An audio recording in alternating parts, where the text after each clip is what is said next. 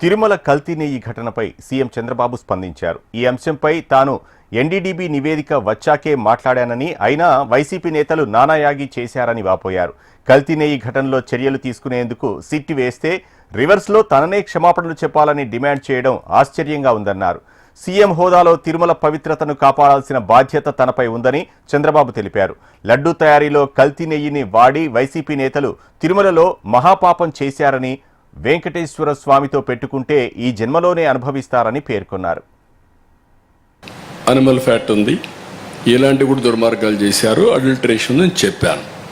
చెప్పిన తర్వాత గింజుకున్నారు, నానా యాగి చేశారు, దాన్ని సుప్రీంకోర్టు తీసుకుని అన్నీ చేశారు.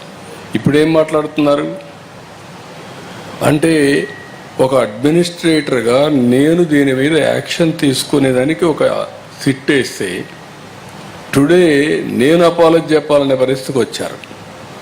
అంటే వాళ్ళ యొక్క బిహేవియర్ ఎట్టుంటుందో ఒక ఎగ్జాంపుల్ మాత్రం ఇది. నేను పవిత్రతను కాపాడాలి, నేను వెంకటేశ్వర స్వామి నాకు కులదైవం, నేను ఆరాధించే దేవుడు, నేను నమ్మే దేవుడు, నో సెకండ్ థాట్స్. నేను ఎక్కడ అపచారం మీరు ఇన్నేళ్ళు చూశారు. ఇప్పుడు కూడా నేను మహాద్వారం ద్వారా పోను, ఎప్పుడు కూడా ఇక్కడనే వస్తా. వైకుంఠ ద్వారం ఎప్పుడు నేను వాడను. ఎందుకు వాడనంటే నా నమ్మకం అది. ముఖ్యమంత్రిగా ఉన్నా, ప్రతిపక్షంలో ఉన్నా, నాకు ఎలిజిబిలిటీ ఉన్నా, నేను సామాన్య భక్తుడిగానే అక్కడికి వెళ్తాను, సామాన్య భక్తుడిగానే ఆయనకు సేవలు అందిస్తున్నా. నేను అలాంటి కార్యక్రమాల్లో నేనుంటే వీళ్ళకు నమ్మకం లేకపోతే వదిలేయచ్చు.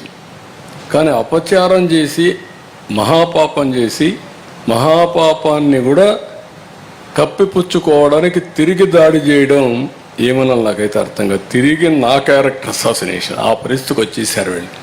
ఇది కరెక్ట్ కాదు. ఏదైనా సరే నేను, ఎందుకంటే వెంకటేశ్వర స్వామిని వీళ్ళు బజార్కి ఏడవాలనుకున్నారు, నాకు ఏడవాలని లేదు.